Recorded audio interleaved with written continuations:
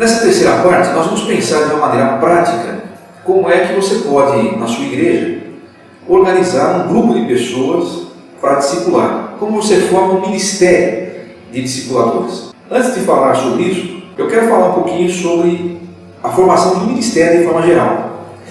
Como é que funciona, biblicamente, a formação de um ministério? O que é isso?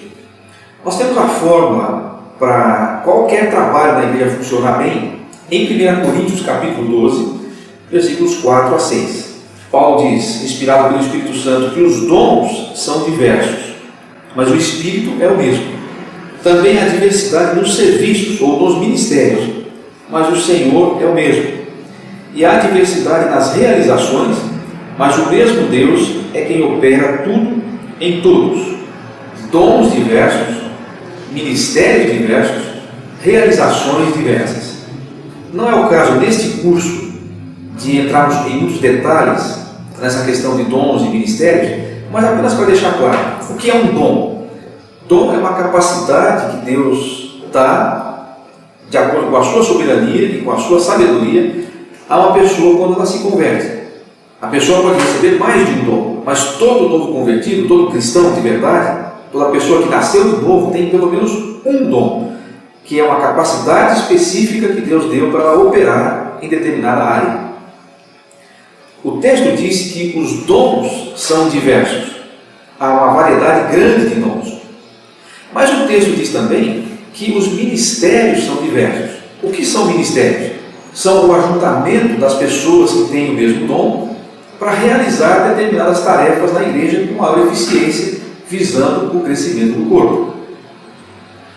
Os ministérios são como uma estufa onde os dons, as sementes que são os dons, são semeados para produzir.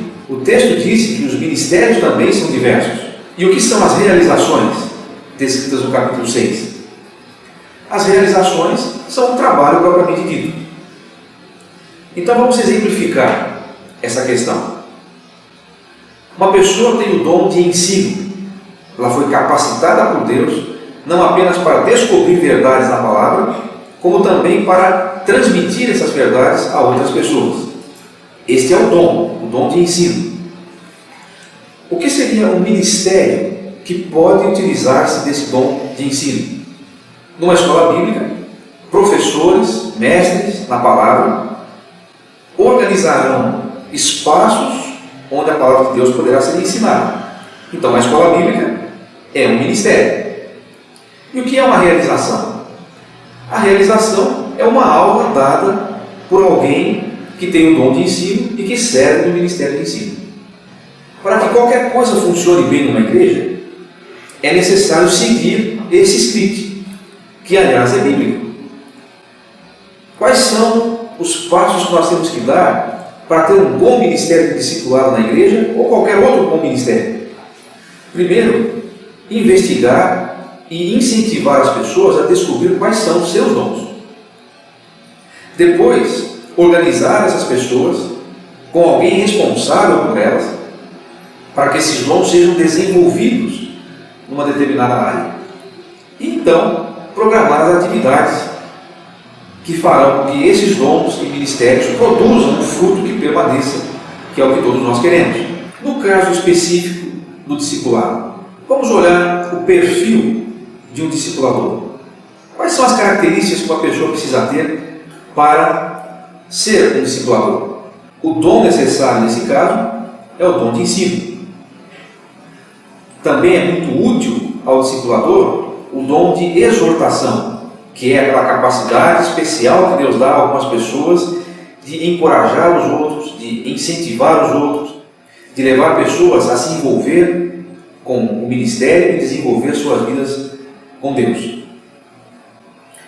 Especificamente, além de dons, há algumas características importantes para que uma pessoa seja um bom discipulador. Em primeiro lugar, o discipulador precisa desenvolver sua própria disciplina pessoal. Alguém que vai discipular um novo convertido ou uma pessoa ainda não amadurecida na fé, porque às vezes uma pessoa que já é convertida há algum tempo ainda é neófita, ainda é, não pelo tempo decorrido, mas pela sua maturidade ainda é um bebê na fé. Quem vai criar disciplina na vida de uma pessoa, quem vai levar uma pessoa à maturidade, tem que desenvolver as suas próprias disciplinas. É uma pessoa que tem que ter uma vida regrada na palavra, na oração, no testemunho. É uma pessoa que tem que ter limites bem estabelecidos na sua vida, porque caso contrário, ela não vai conseguir fazer com que a outra pessoa desenvolva as mesmas características. Sem contar que na prática, quando uma pessoa vai ter, por exemplo, na nossa proposta de trabalho aqui, um encontro semanal com o outro, você já imaginou o que vai acontecer na cabeça do discípulo se o discipulador vem em um encontro e falta 2? Chega atrasado nas reuniões que estão marcadas, não demonstra compromisso, é complicado. Uma pessoa que quer ser um discipulador tem que ter a sua própria disciplina pessoal. Segundo lugar, um discipulador tem que ter um conhecimento básico da palavra. Ele não precisa necessariamente ser um doutor, ou mesmo um pastor formado em seminário, mas ele precisa conhecer os princípios elementares da palavra de Deus. Precisa conhecer um pouquinho mais do que o João 3,16 e o Atos 16 que eu citei no começo.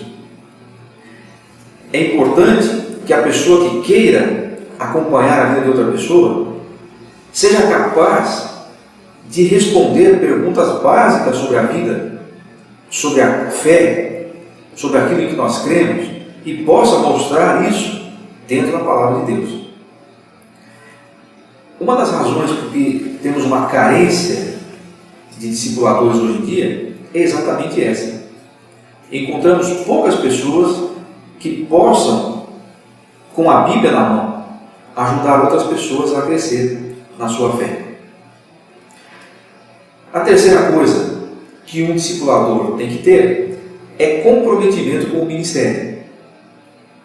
Eu tenho treinado discipuladores que começam e param, não percebem qual é o tipo de impacto que causa na vida dos seus discípulos um discipulador descomprometido. Uma pessoa que demonstra nas suas atitudes, com o próprio programa de discipulado, uma certa indiferença. O que acaba acontecendo é que aquela pessoa que está sendo discipulada acaba sendo desestimulada, não somente a continuar o programa com esse discipulador, mas com qualquer outro. O discipulador vai precisar dispor de algum tempo, vai precisar ter bastante paciência com os seus discípulos, porque eles são imaturos, eles estão começando, eles têm a tendência de não fazer as coisas como nós imaginávamos ou gostaríamos que eles fizessem. Um discipulador vai precisar investir em alguma coisa, às vezes até mesmo financeiramente, porque nós vamos ver, às vezes é necessário que haja encontros que não sejam formais ali de estudo. Às vezes ele precisa sair com o seu discípulo, precisa gastar um pouco mais de tempo, além daquele horário formal de estudo. Isso envolve um certo comprometimento, um alto nível de comprometimento, na verdade. Essas três principais características de um discipulador, você precisa buscar nas pessoas que você vai usar para formar o ministério de discipulado na sua igreja. Não comece o ministério de discipulado com qualquer pessoa que queira. Analise esse perfil. São pessoas comprometidas? São pessoas que têm um mínimo de conhecimento das Escrituras? São pessoas que têm a sua própria vida bem disciplinada? Note, eu não estou falando que você precisa encontrar pessoas perfeitas sem nenhuma falha. Isso seria impossível. Tornaria a nossa tarefa inviável. Mas pessoas comprometidas nós podemos encontrar. Perfeito? Não. Comprometido? Sim. Esta é a principal característica de um discipulador. Existe uma tendência a dizer para as pessoas que elas não devem olhar para nós, elas devem olhar para Cristo. Isso tem uma certa verdade contida, mas me parece muito mais uma desculpa para nós não sermos modelos dos outros. Sim, nós vamos fazer discípulos de Jesus Cristo, não são discípulos nossos, isso está certo. Mas você será para o seu discípulo a manifestação da pessoa de Cristo. Ele vai ter que ver Jesus na sua vida. Então como é que ele não vai olhar para você? Ele vai precisar sim ter um modelo. Ele vai precisar sim ter uma referência na sua vida. Você como discipulador vai se tornar uma referência na vida dele. É uma outra tendência que nós temos. Nós deixamos essa tarefa para os pastores, para os presbíteros, para os líderes. Sim, eles são o modelo do rebanho. A palavra de Deus mesmo diz que eles são modelos do rebanho. Mas você como discipulador também tem que ser. Será essa uma das outras razões por que encontramos tão poucos discipuladores? Será que é o medo do compromisso que você vai assumir com uma pessoa? Ele vai visitar a sua casa.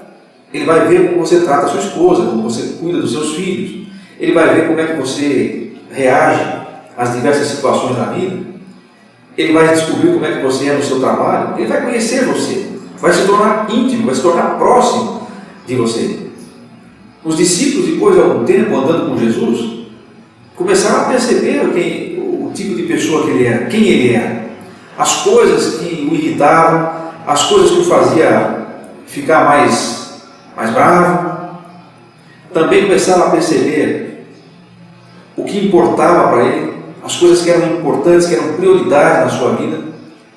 Isso veio na convivência. E isso vai acontecer com você e o seu discípulo. Portanto, na hora de formar o ministério, analise bem o perfil das pessoas que você vai chamar para trabalhar nessa obra. Isso é parte fundamental, segredo até, do sucesso ou do fracasso do ministério de discipulado na sua igreja.